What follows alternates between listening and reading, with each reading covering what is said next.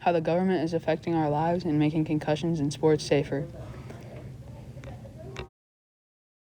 Each one of us spends over 3 hours playing sports, and some of them being in high-contact sports such as football and hockey.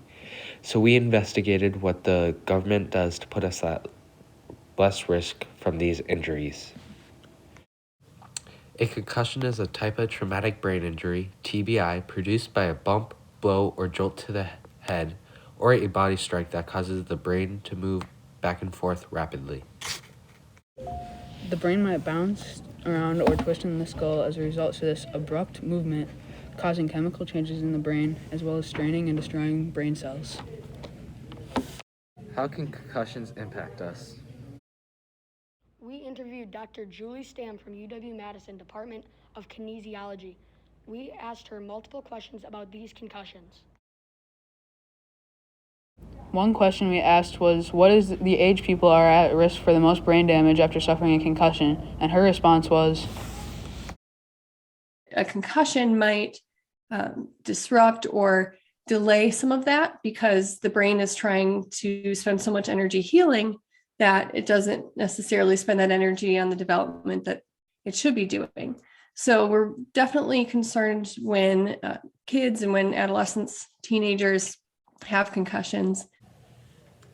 We are 13 to 14 years old, where a concussion may disrupt the development of our brain.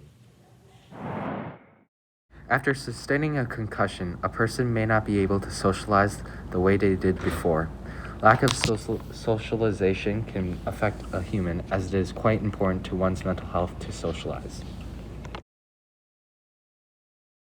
The lack of socialization can lead to feelings like loneliness and low self-esteem, and can actually have a big enough impact that it could cause depression.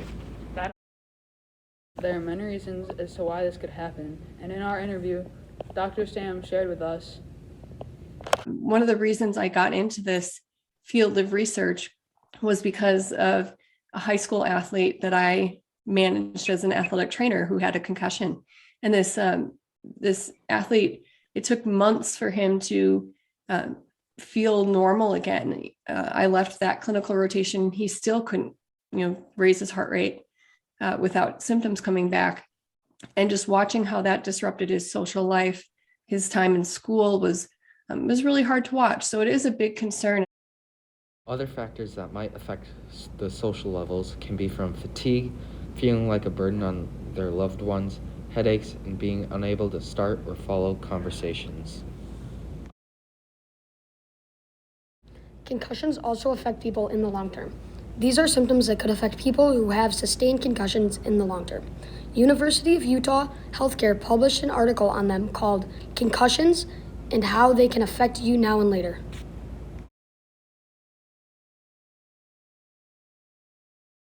Not only that, sports players, mainly in football and boxing, over time can develop chronic traumatic encephalopathy, CTE, from repeated blows to the head.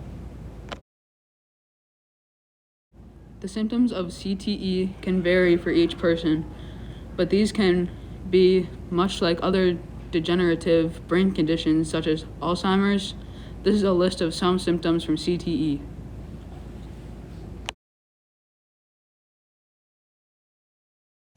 What is the government doing about concussions? All 50 states and the District of Columbia have enacted concussion laws. But however, the federal government has not set out any laws about reducing and making concussions less of a threat. The CDC, however, has created a page called Heads Up that provides information on things like what a concussion is. Bills, including the H.R. 5611, Protecting Student Athletes from Concussions Act of 2020, have been introduced. The bill comprises 1. Concussion education for students, parents, and school staff, 2. Specific support for each student suffering from a concussion, and 3. Best practices to promote consistency in safety standards, treatment, and management.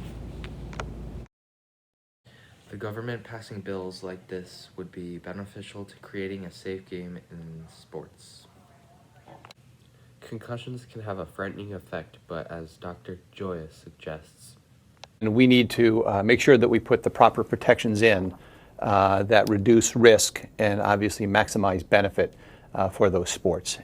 doing all this would be a great way to make our games safer.